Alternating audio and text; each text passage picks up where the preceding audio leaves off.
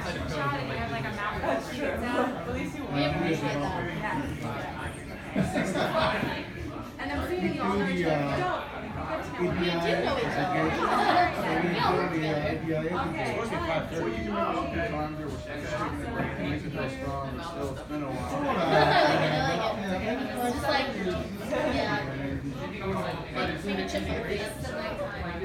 How many people here? What do you mean at this table? Yeah. Well, I can sit at this table. I'll just sit. That's American. I can't guarantee y'all understand. Oh yeah, why don't you come sit? Yeah, why We'll make it Well, fun. why are you sitting over there? Apparently, Yeah, they were all we like, fan it That's out, one of the orchestrate, send it. That's one of the things. Yeah, Yeah, exactly.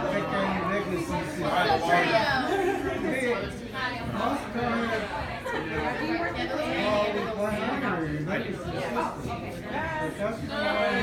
she's a designer.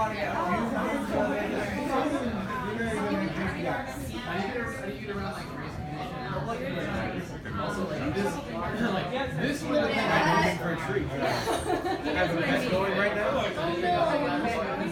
Sam 41. Sam? Yeah. 41? I have you at 35. I feel like there was a mistake in the Slack channel. we haven't got to the point yet. The only reason we're I have to go to just started. really, Just it started. grinds my gears, but It's a big, it's a long journey. We have the original There's a big transformation to all of Well, you. you're gonna find out. Because they realized they couldn't Very quickly.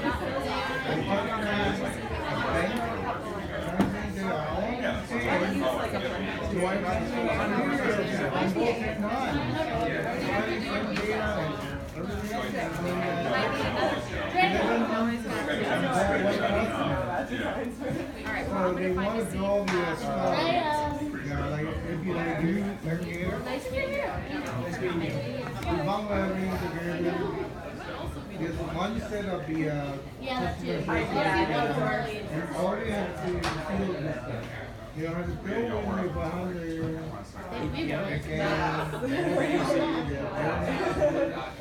go through it for us. So we haven't got to those input stuff and just They should. the symbol set it up, it's good, right? You can still call in. Yeah, but what's the benefit of like You come in and make yourself sick. someone rested in the last Those are the people compared to going It's offensive. Similar things why I think the Personally, same. blames. So now They call that side product. so it's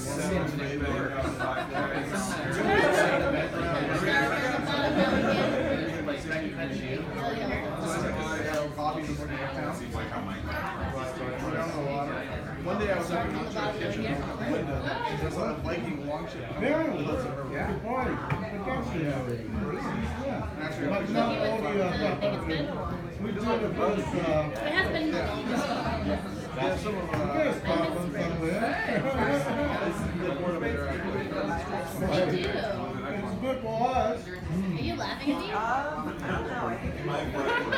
Yeah. We'll stay for a while. From 4, go all the way to my house. Immediately got told that we need to know about getting close to their ships. Don't do it. Literally, the Coast Guard teaches you more directly. You could be there for USS school and anything they can give it with a little bit of like exercise.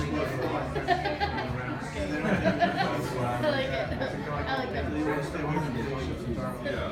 That's something Joe was saying.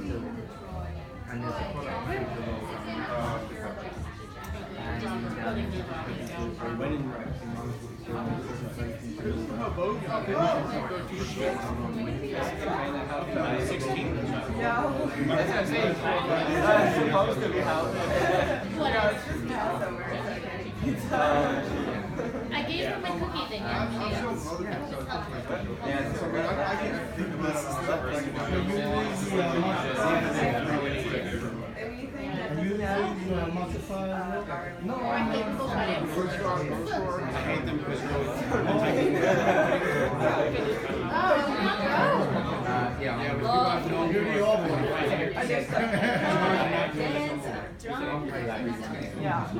Can't wait for your.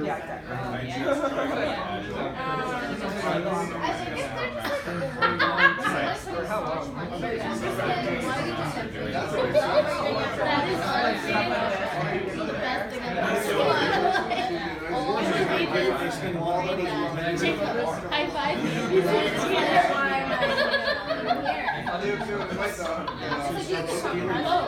He must have not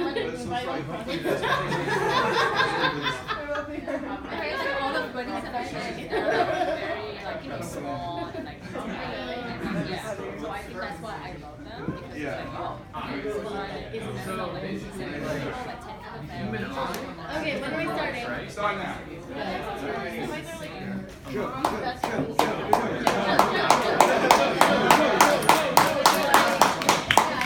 You guys are the worst. There's actually crayons back here. Oh. Can't have blanket. All right, everybody. You guys can hear me in the back, even though I know most of you back there already tune out my voice on a daily basis. It's okay, right? Yeah? All right, thanks. So, I'm Joe Cahill. I'm here to talk about design sprints, design stuff in general, and anything assorted that pops into my head. As many of you know, I'm just a random stream of consciousness anyway on a daily basis. So yeah, welcome to the people who don't know where they are right now. We're in Rhythm. This is a, hold on, waiting for my controller to pop up. There it is. Presentations. So we're a product consulting company here downtown. Most of our clients are fintech. We specialize in engineering, design, and pretty much anything under the sun. You guys want product owners, we got product owners, we got copywriters. All of our rhythmers, raise a hand. Got a solid bunch. So, Alan, I want to. Oh, see, he's already like not trying to distance himself from me. So I'm the senior director of product design here. So one of the things that we do, which is on top of placing people at sites, is bringing in some of the highest, most passionate, energetic people in their field. For a lot of people who have dealt with me on a daily basis, y'all know that I am creative. Either way you want to go with it. But that's what it is. It's about bringing in people who want to learn, want to grow, want to just be better at their field and just do better things in their life. So with that, why are we here? So, my gift's not working, which is a great example of bad UX. So, why are we here? So, I look at a lot of what we do on a daily basis as living one of those shitty ass infomercials where you deal with people and they don't know what's going on. Like, what am I supposed to do with my product? How am I supposed to get it to market? It's a tough challenge. And the main thing that we always deal with is trying to get it there fast, cheap, and make it successful, especially when it comes to MVPs. And then from a design end, we get there, and then we have to worry about the engineering end. So there's two things that we have to worry about there. Did it move? It did move. I set it up wrong. So one of the things that I want to talk about, knowing that this is a design sprint, how many UX, UI designers we got in the room? Oh, we got a lot of them, which is good. But for the people who don't know UX, UI, and people who deal with us creative people on a daily basis and don't know what we do every day, it's essentially what the two sides of your brain is set up as. So for your analytical side, our job is to come in, understand our user, do the research, do market testing, understand scenarios of where we're going to go through user flows, page stories, and that's just one side of our job. And within that, we build those like low fidelity wireframes. If anybody has seen something that looks like a black and white website, that's essentially what your UX designer does.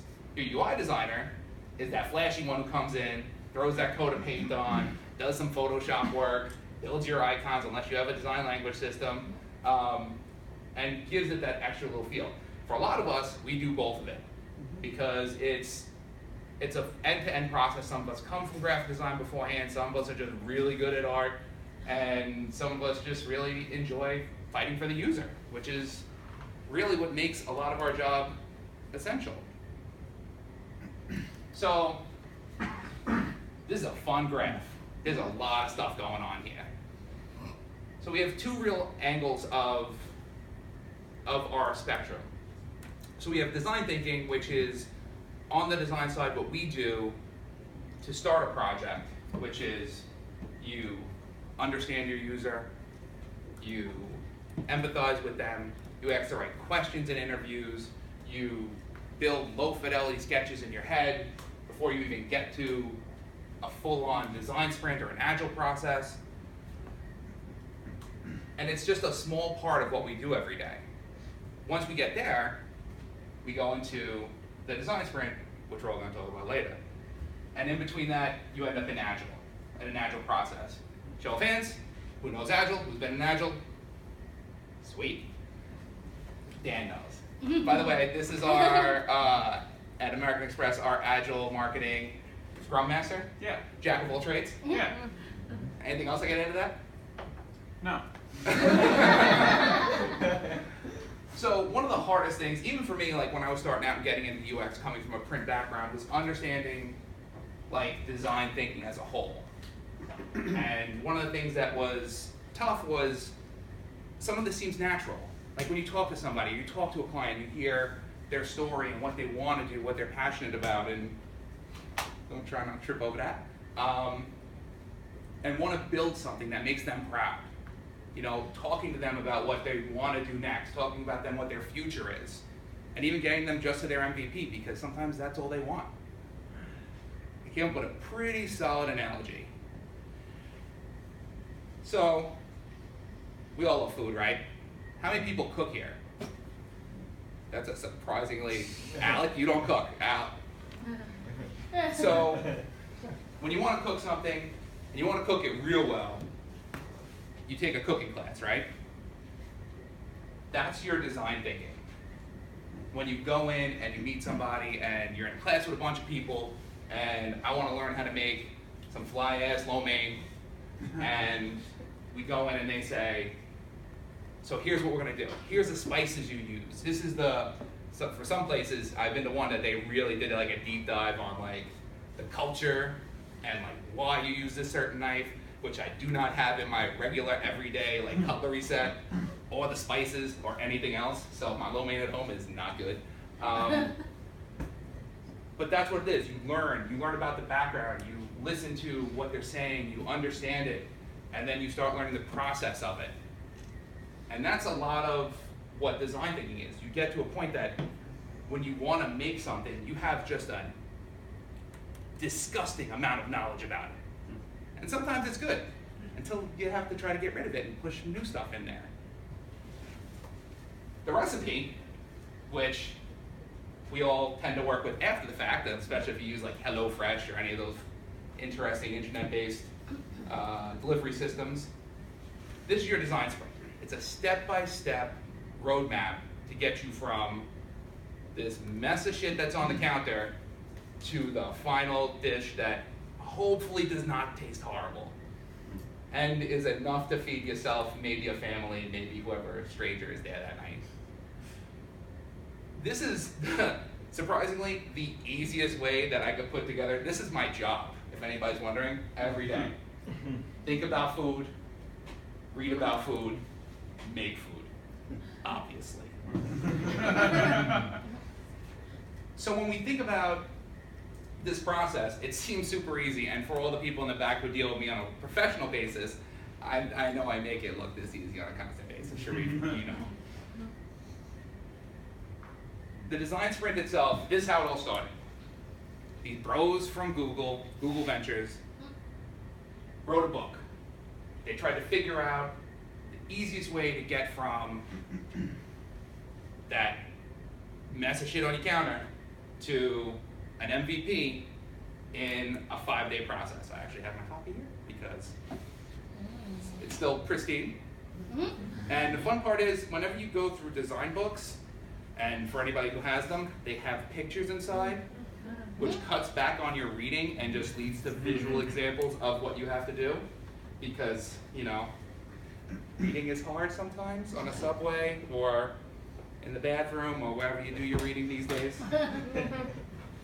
So their hypothesis was, how do we get from point A to point B? Who do we need in the room every day? How long do they need to be in the room every day? And what are the real contributing factors to get them there and to get them done? It's a great book, you should get it.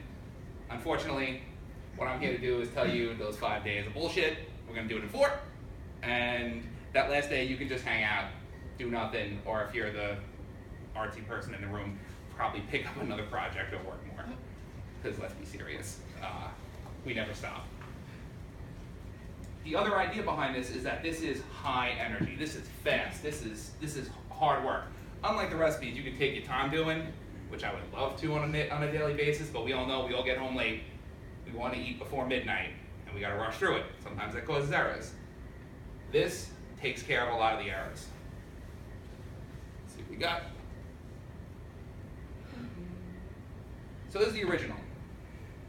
So in a 5-day sprint, and this is all about testing. The main part of this is just getting to a point that you can go into a test where you can bring it to usability testing, quant testing, go from here, and then loop back around. So it's a constant flow of ideas, a constant flow of movement, until you get to that point that you feel comfortable to pushing it live to the market. Some people skip testing because their timelines are ridiculously tight, and it's, you know, you do what you can. Monday, we learned from product people, we learned from the stakeholders involved, map out the process of what the page is gonna, or the product will feel like, the story, the ideas behind it, understand the metrics, understand the KPIs, where we need to be by the time we get here. So Monday's all about learning. Tuesday, we have, this is why you guys see some fun stuff. We got a little activity for you guys later, and also to give me a pee break if I need it. Is we sketch. We go through techniques like Crazy Eights, which we're gonna do. We're gonna do how may we's, how might we's, may, might, whatever. And we're gonna go through that process of understanding how fast this moves, and it's, wait until we get to the sketch round, y'all gonna have fun. And nobody has to look good, just has to get the idea across. Then by Wednesday, we're deciding on what we're gonna do. And then we're gonna storyboard the process of, if this is an app, how the flow is, if it's a site, we go through the user journey and we figure out how they're gonna get from, you know, landing on our site to possibly acquisition, or getting on our site and buying the fly-ass pants that we're selling today. And then we prototype. This day is a designer's best friend. This is where, if you noticed, this is where the whole group stops. This is where one person gets to throw in their earbuds, ignore the world, and for 9 hours just get something done. For a lot of us, 1 day is not enough, depending on the size of the project, but complete peace for 8 hours in your day, I don't know who gets that normally. This is like sleep. Like, who gets 8 hours of sleep a day? Nobody. So when we get to that prototyping phase, hopefully everybody's on board. People see it and they're like, oh, you got it. Your stakeholders are like, 5 days, we got here. How the fuck did we get here by Thursday? That's the best part about it. Then we throw it into testing. And then the users may say, I don't get it. As UX designers, or designers in general, marketing people, I know you know it. How many times have you went to a usability testing and heard somebody say, oh, I don't get it, doesn't make sense? I get a lot of head nods there, which is scary, but that's good. When we do that, we're always learning. Much like wrapping it back up to In Rhythm, we're all about learning and growth as people and our development as professionals. That's how I'm gonna design sprint the hell out of In Rhythm right now. You come here, you learn, you grow, you test it. If it ain't working, you keep going. So this is that 5-day sprint. So we got Friday free. Remember, happy hour all day, doofus. Pushing everything down the funnel, really putting mapping and sketching together. So you get a lot done, and momentum. The difference with this is momentum shifts from breaking up Monday and Tuesday and moving it to one day. Once you start that conversation about what goes on, and you understand what people are doing, and you understand your KPIs, and you hear from your stakeholders, and you get that gist of what is going on in this project. And this is from like a global, this is not even just the designer, this is everybody in the room. You guys can roll right into sketching. Go through those exercises because you're striking when the iron's hot, essentially. And then by Tuesday, you guys are so far ahead. You guys can already, you know where you are. You're deciding, you're going through that storyboard, you're going through that flow, you're hearing what everybody talked about yesterday and just riding that wave. Then, now designer got Wednesday. Spend all day, build your prototypes, make sure everything looks tight, and by Thursday we're testing. So, from a velocity standpoint, and for Scrum Masters in the room, velocity is everything because that's the KPI that they work by. You get so much done in 4 days. By the time you do have Friday open, you have a day almost of knowledge that you guys can go. You get the information from the test that day. You go back and say, what did we learn from this? And then stop by 4 and then go to get drinks. But it's all about having people working together. Having 2 days working together for like 8 hours a day with a group of people, some people can't do it. It's a lot of time, you know, we all have meetings, we all have all the regular bullshit that we go through every day. But having people work together for that long, it builds camaraderie, which again, when you work in big companies, you get pulled over in all different directions. You know, you start a conversation here, or as my designers know, I'll say, oh, I want to talk to you about something, and then leave for 5 hours. I think I did it today, actually. But that's what it's about. It's building this momentum. When you get a team that works like this, and you start swapping out, and all the personalities start growing and moving, there's nothing y'all can't do as a team. So it's always a good thing. So this is Monday. So when I talked about all the knowledge share stuff, we're going to go through some of these little things. These are how might we's.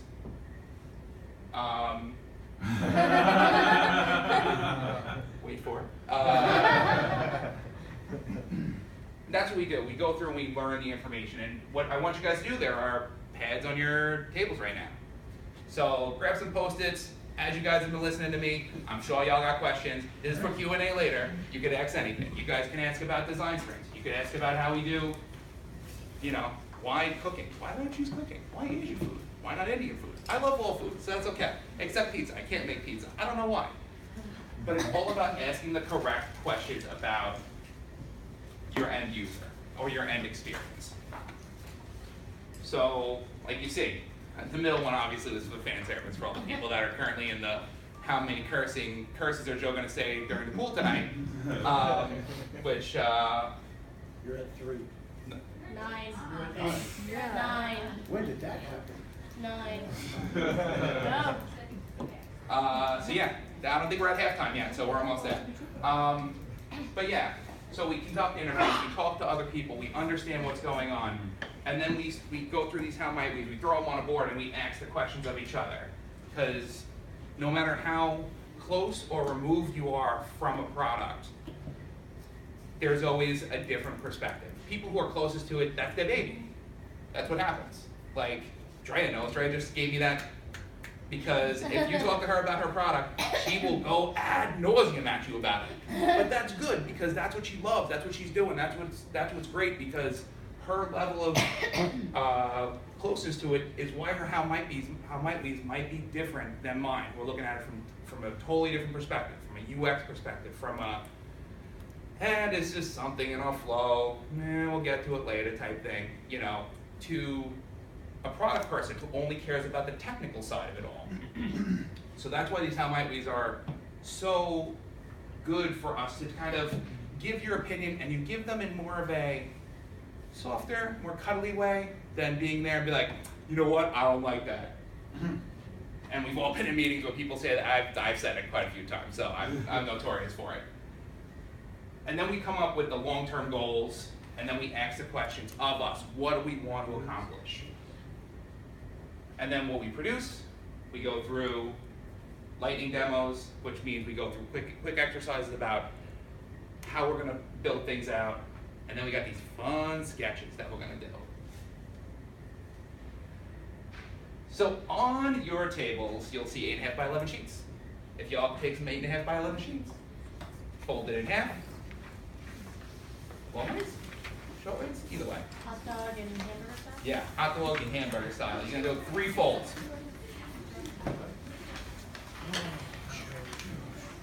Now, get ready. Wait till you see what I want you guys to do.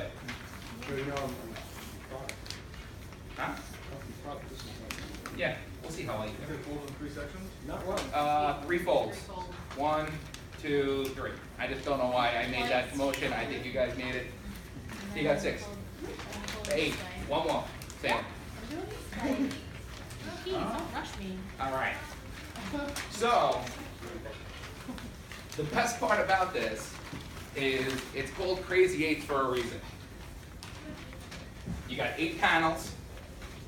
You got 8 minutes. You got 1 minute per panel. I know. Let's get that timer out.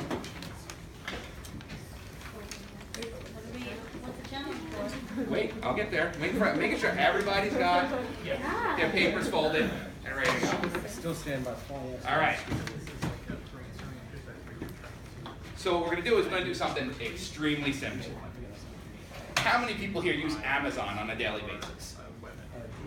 Well, most likely on a daily basis. Let's be serious. We do that shit every day. It's usually on the train. We're going to just write stuff down. When you go to Amazon, we have the most common use part of their site, which is their product page. When you say, I want to buy some coffee, you click on the coffee, and then it brings up the coffee, the description, all the information about it. And just for the people who work at Amex, I am not trying to crowdsource our product detail pages. This is just how it's working. I knew it was something that everybody knew. So they say, oh my God, people are dropping off. We have no idea why people are not engaging in this area. What's your 8 minutes? I want you to come up with as many different versions of a product page. You know what, let's stick to mobile, because I think it's easier that way. For you guys, it's going to be, doing a big page is a lot of information. Let's stick to mobile. You have very limited space. I know that made it seem like I made it a little easier, but I definitely made it harder. So what you want to do, you want to put a picture, description, a buy it now button, add to cart, price, of course, most definitely. So anybody got any questions before we start this up? No? All right. Let's get started. 8 minutes on the clock. And I want to use this time to get another beer.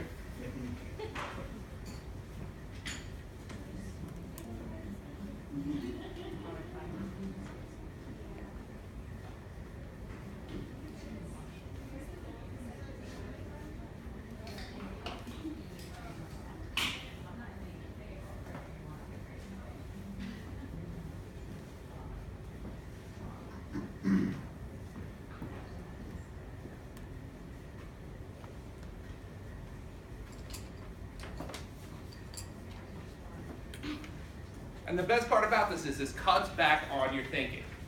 Like, go what's natural to you guys. Think about what you see when you go onto these sites. It could be any e-com site. It doesn't have to be Amazon. I just know it's the most common one. And if I say them enough times, maybe they'll just bring my Prime packages right to me right here. On to the next sketch. Oh, jeez. Do you want that search function? Whatever you feel. I got 2 minutes left. Come on, keep going. They're not, I literally can't even read it. That's why. Just keep drinking. Just keep thinking. Just keep drinking.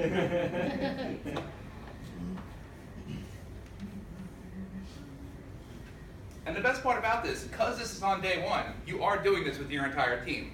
So you have the UX designers, you have the marketing people, the product people, you have the Scrum Master getting in the mix. Everybody in the room are coming up with these ideas. And the idea is that this is a no ego zone. So when you're a designer, the idea is to build a story around the people with you. And for the people who work with me who say like, oh, why didn't we do this?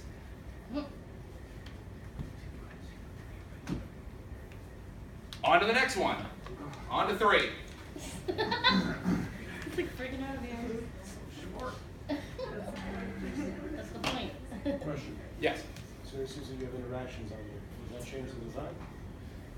Depends on who you are. Depends on how you I'm feel. asking you what the rules of this game are. The rules are whatever you make of it. Because you have 40 seconds left on this drawing, you can think about how much, if you're already done with 3, you could drop in more information, drop in another interaction, see how you want to, how the people feel about it. Okay. You said stop. Or you could just stop and start thinking about your next one. No, just keep it up. Are you giving up? This is a lot harder than I thought. Not that you've got it easy, but. I know. You know, this is like. And on to the next one. But what's funny is, the first one is usually the hardest, because once you know how much time you have, you think quicker, you think faster, you come up with more iterations of what you did. It's a way to keep your juices flowing on day one.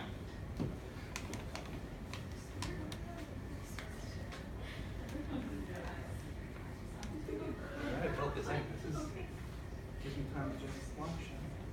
Sure, question. Yep. You're gonna come over. This is unrelated to this, but this is on the agreement. S and F up, right? Swear word? Yes. Any swear word. No. Well, hold on. Ass, shit. I think finance is not swear word. Hold it for later. Hold your question for later. Make it how might we? Finance is not. Meanwhile, this will be edited out later by Matt. Oh, this is being recorded. Yes. We can do audio playback. There's a pencil sharpener here. Grab it. Hey, we got glitter glue out there. We got all sorts of stuff for you guys to use. We got crayons if you need crayons. I got more crayons back here. Oh, hold on, did I miss it? Oh, we missed it. Next one.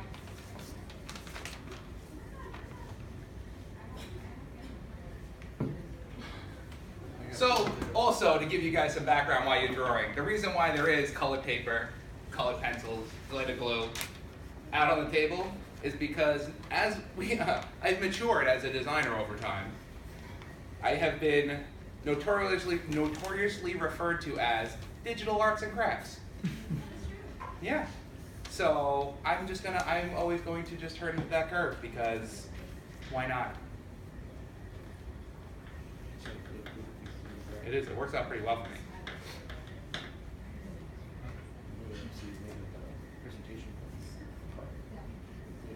I would love to make a presentation with Carl.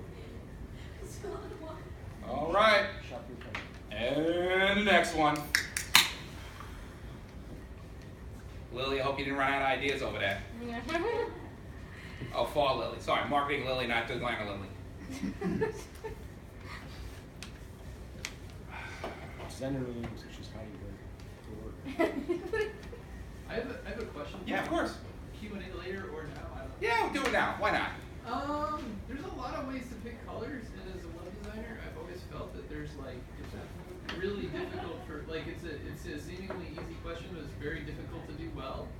If you do complementary, and then you can like start looking at how the item's designed and like how to get colors to the right like light intensity, and like it gets deep and dark really quick. And I was just wondering, as a professional UI UX designer, if you had. I definitely have something for that. But next we have to do the last sketch. No, one more. Next one. 2 more. But just keep that in mind. No, it's a great question. Color is a very, very important part of your UI. Right. When it comes to visual design, the understanding of color is a huge thing. And from somebody who actually is colorblind, Or you It's, colorblind? yeah, accessibility is probably our biggest attribute these days. Accessibility from the idea of can't hear, blind, deaf, and color. It's figuring out how we can make sure that there's always that contrast. There's always that feel of a page that gives you that emotion that you get. Hold on, we got 10 more seconds. But yeah, so when you're picking colors for a page, like if they don't already have an existing flow or a style guide, it'll be, last one, sorry, I had to work that one in. It's always an important part of picking colors. That comes into more of that visual design. Some people have styles that they want to go high vis, like bright yellows, bright greens, and then do like just blacks, just to have that soft contrast. And then other people are, spectrum down. Like one of my previous jobs was working at IBM. They had a palette of like 90 colors, which was great because you had all the colors in the world to use, but then it gives you too many options. Like you're just like, what do I use here? How do I use here? How does it correspond to the next page in the journey? It works really well. Doing a spectrum works really well if you're very careful. And if you 20 mess seconds. Up, if you mess up, then you get contrast in weird areas, and it really looks bad. Yeah. That's where like going into that day you have the prototype really does give you that time to play around with stuff. As a designer, you should be working through 3, 2, 1. All right.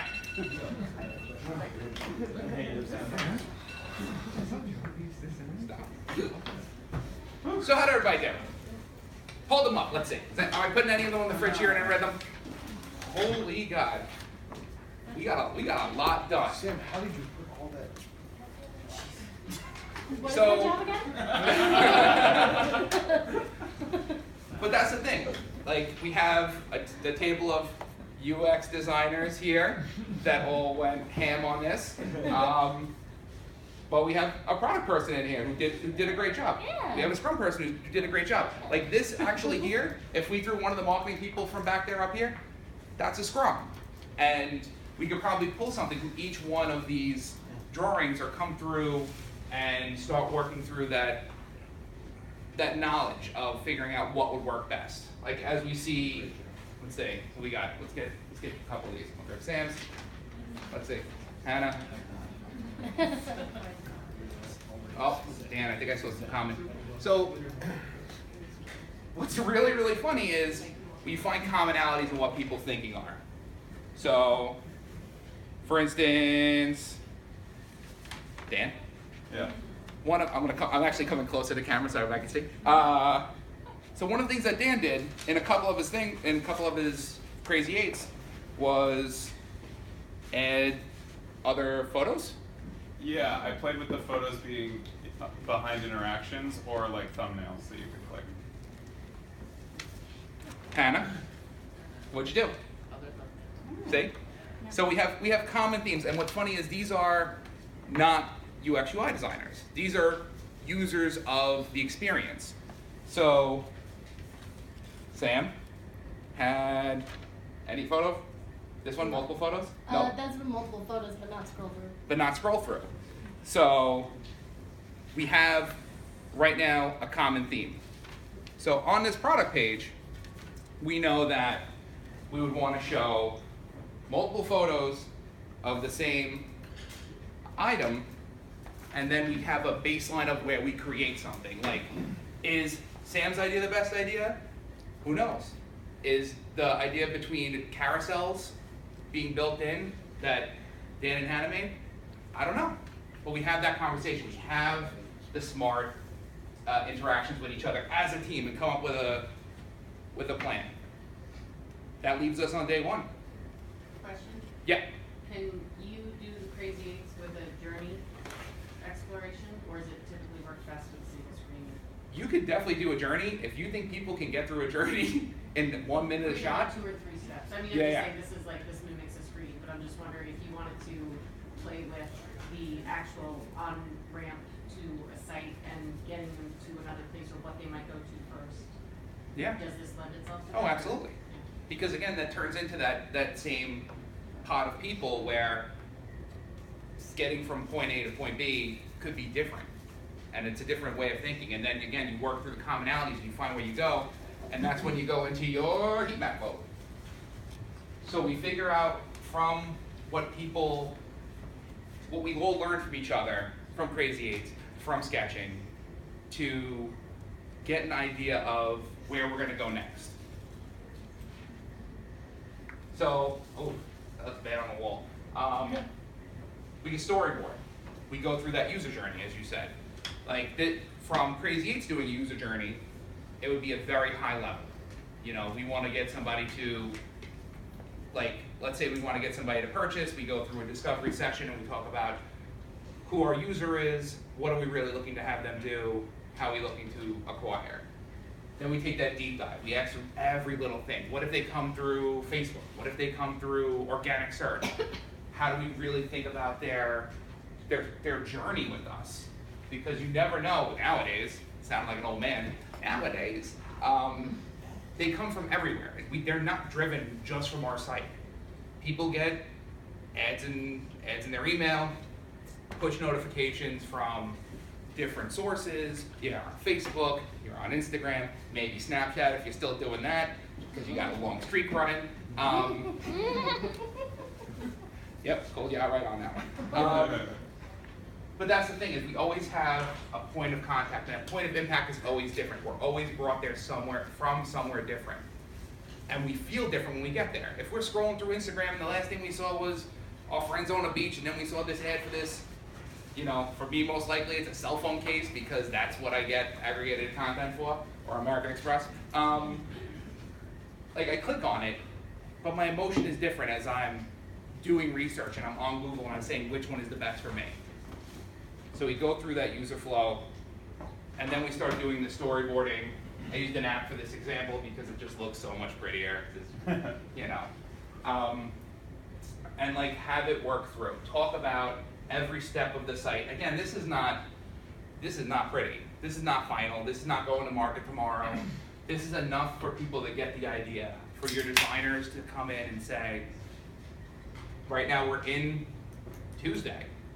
You know, we have all of our information. We're all on the same page. We got a plan, and then the designer gets this, and then we argue about this for a good solid 2 hours, most likely, because I say this goes to this, and someone else will be like, oh, this should go to this, and we should also have it go to this. And you'd be like, but we don't have that many buttons. And you'd be like, oh, well, forget it then. But that's, again, it's all healthy debate. Nothing, the one thing I could always say is check your ego at the door whenever you're going into a design sprint. Depending on the people you're with, it's not personal. It's always business, but it's not personal. So now we take all that function, we go to Wednesday, and it's the designer's day. This is me on a pretty typical day. Wait for it. Yep, that's the look you get from me, especially in a meeting from behind my laptop. Yeah, coffee, cell phone's going off. We build that low fidelity wireframe the low fidelity wireframe is built in the morning. We talk through, again, all the IA stuff for IA, information architecture, also known as UX, depending on which way you go or how old you are. Go through that flow. So when we go into the design, we refresh and say, we need to go and get it done. And then, just to let you know, that was a wireframe for this page. And then your designer will go through the breakpoints, figure out all the issues that you may face when it comes to responsive design. Maybe when you're doing that wireframe, you're like, this is not gonna look good on mobile. Like, how do we get to that point that mobile this is device agnostic and we're not worrying about that? Like, this all happens on Wednesday, and we come together by the end of the day, and the designer is most likely happy and not overworked and not hoping Thursday happens. But then we go, and we go into user testing. So, for those who don't deal with user testing quite enough, this is when you get a bunch of randos and have them go through your experience and really try to have them figure out, like, if you did a good damn job. And it's scary because you never know what's gonna happen. And one of my best points that I put at the bottom is never be afraid to fail. I said it earlier. If shit goes sideways, it's okay. Like, it's fine to fail. It's okay to understand that what you did wasn't right. As a collective, what you did missed the mark. Because guess what? We ride together, we die together. That's how it works. If we don't get back up, dust ourselves off, and get back at that shit, then we don't know what's gonna happen. So, after that Thursday, we have that extra day, right? We have that Friday, we get together, we talk, we say, oh my God, Frank didn't like that. Like, you have a guy who just says nothing that we did was right. And you sit back and you have to say as a group, where do we go from here? Where in Monday and Tuesday did we miss the mark? Most likely, it's usually something as simple as maybe we had the wrong tone of voice. Maybe we just missed something that everybody really wanted. And for us, being so close to the project, much like our product owner in the back, marketing person in the back who's all snaps when I talk about pride. I'm not ashamed. Not ashamed. Like maybe there's something there, which is fine. It's good. Pick ourselves up, start back again, wash, rinse, repeat, and get that shit going. And what format does this take? Is this just static images, or is it? This could be anything that warrants a positive experience for the user. That We can be could done do. on the night before by your designers. Depends on how you work. Depends on what you plan for. If you have just simple, if you're doing a very robust experience, then I'd say no, give them another day. But if it's something that we're doing a landing page, or we're doing, you know, like that product page that I had you sketch out. Like you don't need much interaction on it. Maybe swipe through carousel type stuff, you know, stuff we can do in InVision that's easy, that we can build in from Craft. Low impact for where we have to go, because if you put that much work forward, unless you are insanely confident that what you got is right, bringing the usability testing with that much information may be too much, and not maybe overkill, but we're also at the limitation of our tools sometimes. So I think it's always a case-by-case basis. For anybody, if you do see that we do have a 4-day sprint, we could always use Tuesday and Wednesday for design, and then Friday still go to testing, but it's again, case by case. I would love to do everything in 4 days, right Dan? 4 days? Absolutely. So yeah, so that's it. So, did anybody write down any how might we's? Any what? The how might we's? No? That's fine. Who's that? Huh? I didn't write it down, but can I just ask Yeah. you out loud? So how might we mitigate velocity when output speed varies from like team member to team member? For example, like specifically in my Scrum, I often find like we can end up with a low fidelity wireframe, but our copywriter will ultimately produce 8 pages of copy that he's just starting on. So how do you mitigate different pacing, but maintaining that kind of group sense of momentum and velocity? It's a great question, and it hits close to home for me because I'm the designer on that project. Yeah. So we all know when we get new players when we always get new players in the room, and this is old ancient sports metaphor. You never know who's going to come out like swinging the bat. I'll use baseball because I love baseball. You never know where they're going to hit in the lineup, where they're going to succeed. That always takes time. In a 4-day sprint, you don't have time. So as hypothetically in this situation, your UX UI designer may be ahead of your copywriter. They have to make sure that they think through the rest of their job. Get to Thursday faster than they need to. And we may not, and again, with this specific example, I have no idea what my modules will be because I don't know where the text is going to fit. But you have to think ahead. You have to be on your toes. When you have extra time to do it, you create the final product. Doesn't have to be final, doesn't have to be, the UI does not have to be done. No visual design has to be done, but think through the possible problems that you would face. Luckily for Dan, I already did that, and I already got the mobile, which was scary even for me, but it's all about adapting. Everybody in the room has to adapt. A new copywriter especially being thrown in the mix on a Monday, who doesn't know background, doesn't know people, doesn't know personalities, it's tough. And that's where, also as UX designers, we got that empathy gene, got that emotional intelligence for days, that we look and we don't try to pressure them too much, and we work with them and try to get their juices flowing, because that's part of our job, is being analytical. I hope that answered. I fucking kind of ran off of that one. Yeah. Perfect. Lily, in the back.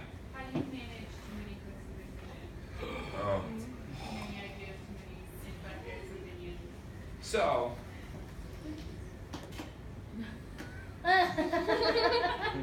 Personalities are a big part of the workplace. We all know that. Some of us are that.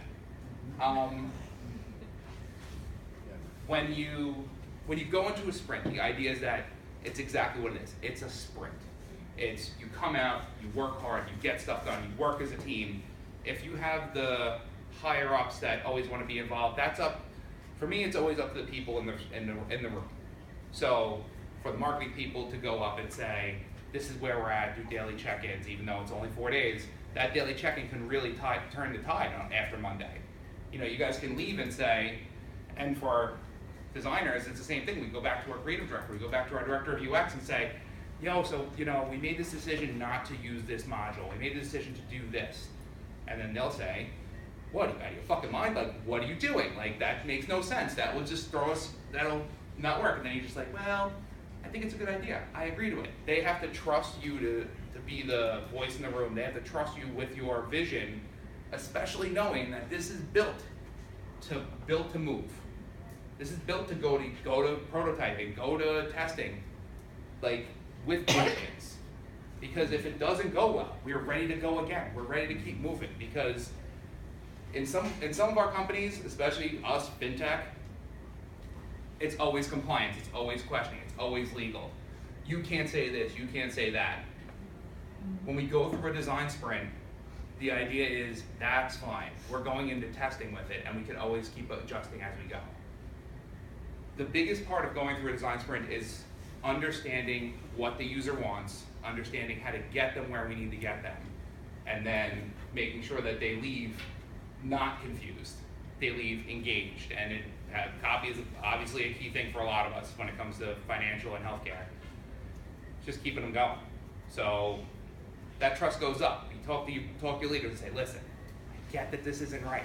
I get that you don't have faith in this. But if it doesn't work, we can always pivot and do this. So, and it sucks, but it's the way it is. Question? Yeah. Back on the screen before you were talking about user testing, the first one you asked was get the user's perception of the product, and the last thing was where do users feel the product? What's the difference? So, the idea of, and I love it, thank you for picking up on that. Sometimes I always hope that people ask me that question. The idea of... Sounds the same to me. Yeah, so when you come to a page and you see the page, and you first land on a page, that's a blank slate. It's a first date. You get there and you might not know what's going on. You're like, oh, this is what's here. I have a big ass hero, I have a ton of copy, I have bright photography, and then you keep scrolling down the page. So as you move through the page, it should, if you're doing your job right, conveying an emotion to them, having them understand why they're here, having them understand what they want. It's different than that first impression. That perception of what they're going there for and the perception of how they leave are two totally different things. I've been on plenty of, every app you go on, every website you go on, you go there with one intention and you may leave being like, this is shit, and then gone. Like, I've downloaded plenty of apps that I'm like, and as a UX designer and as a user, I go, I don't get why they did this. I get lost. My favorite thing, obviously, the dumbest and simplest UX technique ever created was the swipe left, swipe right from dating apps. Specifically one, Tinder. They're the ones who pretty much started it really off. No thought involved. So when you get somebody, and from that perception versus feel, the perception is you come to this site, you see what you like, and you swipe. And then when you feel, you swipe up and get the information. Then you get a deep dive of who they are, understanding what they want. If you really do that, unless you just swipe back and forth all day like it's a game. But if you're really searching, and I use that term very, very loosely, you want to get more information. So, that's when you leave and you're just like, no, I want to meet this person. Then you never hear from them again. Sounds like what you're saying is perception is what you think you should be doing with the screen or the app when you're looking at it. Then when you actually put your fingers on it and do the perception, that brings us off to the feel for what you actually do. Absolutely. Thank you. Thank you for taking my 50 pounds of shit into a 5-pound bag and making it concise. Not my best quality. Anybody else? for these 4 days, Yeah. how do you manage getting the right level of preparation? What do you do if you show up and you don't have the preparation? That's a good question. You guys getting blinded over there? By the way, I see. Okay. I just see you just squinting at me, and Dan's also laughing at me because I showed up to sprint with like 0 preparation. So, again, this is for everybody. It's their responsibility. It's their job. You come to work and you have to have what you need to succeed. And the best thing about a design sprint is that success is on everybody. Like, you have to come here again, like that team effort. You can't come to play that day and know that you're not bringing your best. Because if you know you're not bringing your best, you're just hurting everybody else around you. So leading up to a sprint, do your research, have your understanding, from a product, and understand your tech base, understand where you can flex, how much time you have for your tech sprint. From design, understanding, doing some pre-work and some user research, like if you have to have the opportunity to, and most of us don't. From the marketing end, understand your demo, understand where you have to go, understand who you're trying to entice. Because when you come in Monday, if you're all not working together, you're never going to make it to Tuesday. So that sounded a lot more darker than I really intended it to say. Anybody else? Nobody? Jesus, man. Quiet room. There's no way I covered everything you all want to know in 11 slides and an hour and 5 minutes. Oh, Evelyn's got something. Hold on, what you got? Oh, sure. It's about user research, isn't it? Sort of. Okay, so you have to sprint, and then you have to do findings, and then you take those new findings into the next sprint, and then you sprint again, sprinting. So this overall research that you're preparing for the next one, is that on the Friday, or is that even brought into the sprint methodology? So when the research is part of that pre-work. So that UX, if we have lucky enough to have a UX researcher with us, the knowledge that the researcher brings is part of that Monday shift. Right. When everybody's in the room and saying, everybody gets their turn and they wave their flags and saying like, this is what I do, this is what I love, this is what we're gonna do. That UX researcher comes in and says the same thing. Like, I've looked at our demographic, this is part of what we're getting from here, this is what we're getting from here. Numbers are the best thing in the world, right, Dan? Mm-hmm.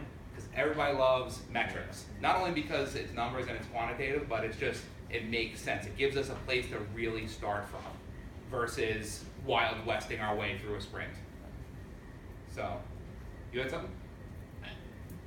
Possibly a dumb question. Where do you get your users from? Do you go to and do you also base it on demographics? If you base it on demographics, where are you deciding on how your demographics are? So, that's a good question. You sort of covered, and then you give it to the users. I'm like, okay, that's what they're doing there. That's where you have a wonderful user researcher setting up your testing protocols, like the lovely young lady behind you, figuring out, hearing who your demo is, interviewing them, understanding that they're in core versions of where you want to be.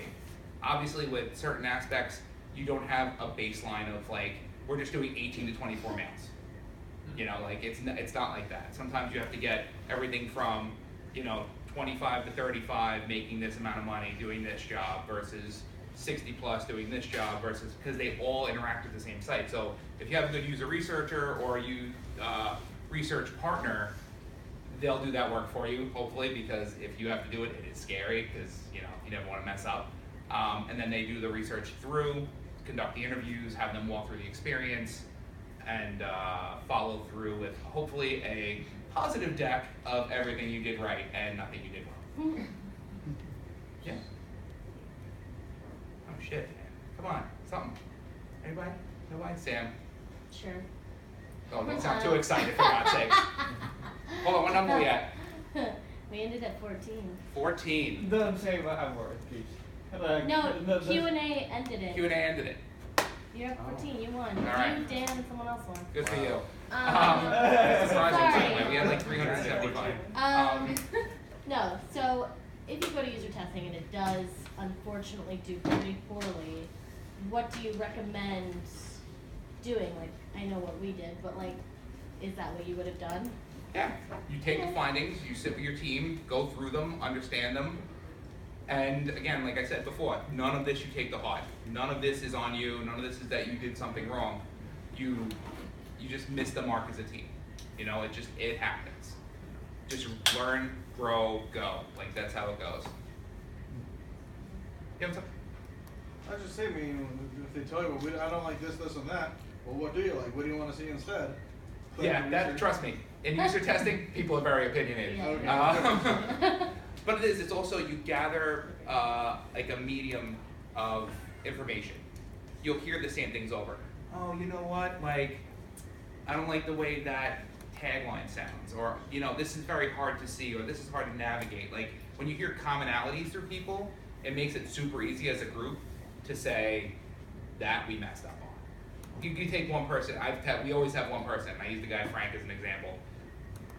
Older gentleman, he was, you know, did like oil sales, and using a phone to scan his receipts in, to use like a you know, like any kind of Concur or something like that, was not his thing.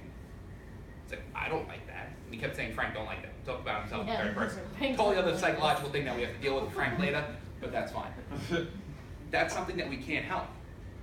But when you look at the bigger picture, that type of interaction is so commonplace now that it's something we have to always look into. You know, I'm not gonna take that and be like, yo, Frank don't like that, we ain't gonna do it. It's gonna be like, he's one person in a small pool, and you just kind of work your way through it. And that's where the team goes. You kind of sit and look at each other, and you'd be like, so Frank didn't like that. Like, nah, it's fine, we don't care about Frank. Like, but Frank would benefit from other things on our site, certain things that he does.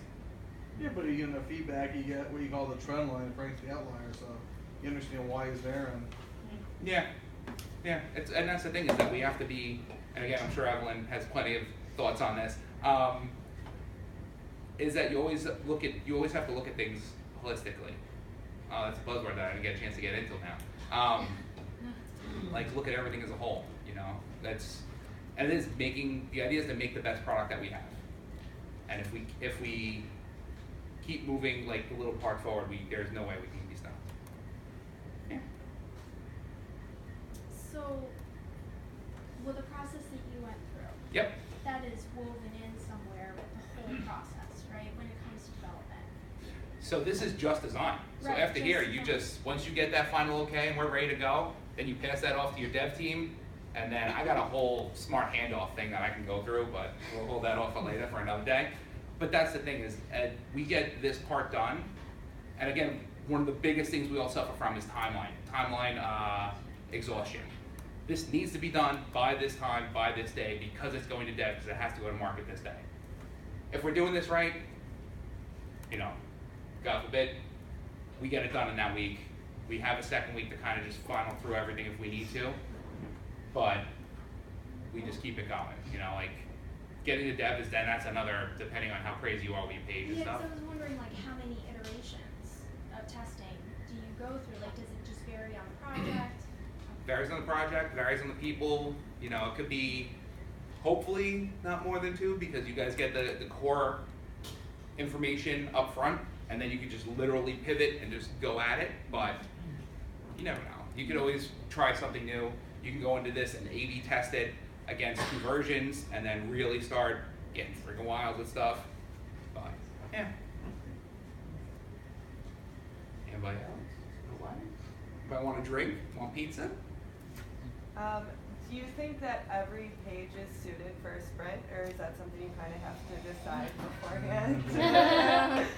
I don't know why I hired you. Yes and no. I do believe certain aspects are built for sprints because of the information you can get done in 4 days, or 5 days, depending on which way you want to really go at it. There are complete other experiences that need so much more work, so much more thought process, that an 8-hour day can not even scratch the surface of what we need to do. That's when we go to the 2-week sprint, which we can cover next time in Design Sprint 2.2. Really? Yeah, I know. I will absolutely resell another one. But that is the thing, is that, and that we figure out early on. When we go through the information that we need to do, and we need to figure out what we got to do, and in that Monday, we say, listen, this is bigger than where we need to be. We need to extend out. We have to. It's, you know, and if there's a chance to be like, you know what, let's do something else. We can do something else in this sprint. We can do it because it all boils down to what we need to say and what we need to do, and we want to get through one. We don't want to keep iterating out, but, you know, hope that answered it. I know, I'm sorry, I put you in like an 8-week sprint. No, I was just kidding. That's it? Anyone? Pizza? Beer? Sharif? You were too behaved. I was too behaved. All right, sweet, perfect. Thanks for coming. Hang out, talk to each other. Pizza here.